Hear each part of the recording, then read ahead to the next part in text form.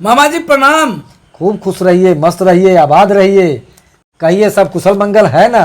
ठीक बा मामा जी। का बबुआ, अरे अभी तक कोनो सरकारी नौकरी भइल की ना हो? ना कहाँ भेल मामा कोनो सरकारी नौकरी, लागी तो अब कोनो प्राइवेटे नौकरी करे के होए। ऐसा न कह बबुआ, एक बार सरकारी नौकरी हो जाए तो पूरा जिंदगी मजे में कटी।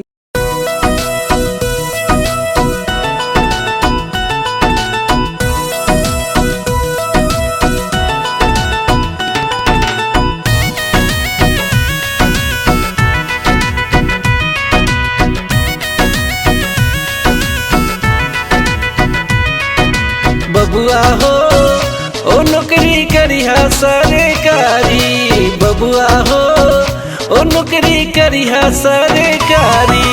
12 बजे तू ऑफिस जइबा, 3 बजे चल देबा। अरे ऊपरी आमदनी होई जखन फाइल बदल देबा।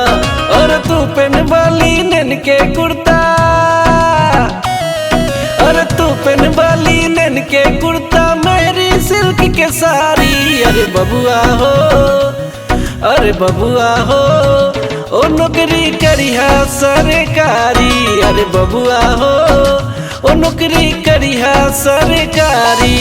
बंद मुरेठा बैठ दुआरे तोरो रेट लगाइब। अरे पढ़ल लिखल हम गोर दुल्हनिया तोरे खातिर लाइब। और ले हब लाखों रुपया ऊपर से, और ले हब लाख रुपया ऊपर से गो 4 चक्का गाड़ी। अरे बबुआ हो नौकरी करिहा सरकारी। अरे बबुआ हो नौकरी करिहा सरकारी।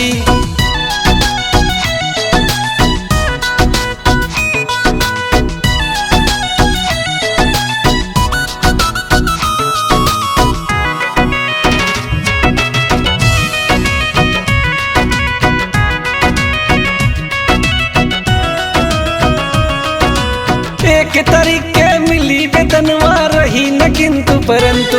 अरे अंग्रेजी स्कूल में पढ़िए तोहरो चिंटू पिंटू।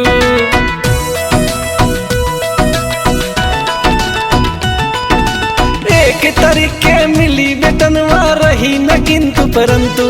अरे अंग्रेजी स्कूल में पढ़िए तोहरो चिंटू पिंटू।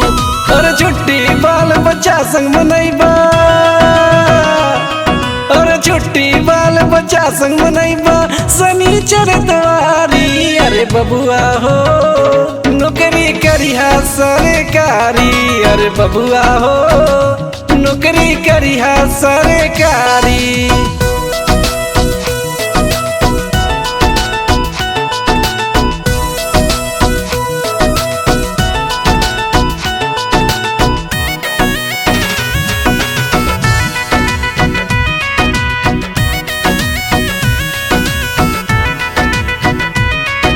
रिटायरमेंट से शहर में तोहरो घर जमीन किनाई।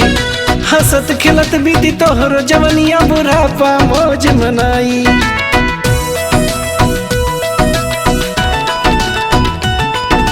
रिटायरमेंट से शहर में तोहरो घर जमीन किनाई।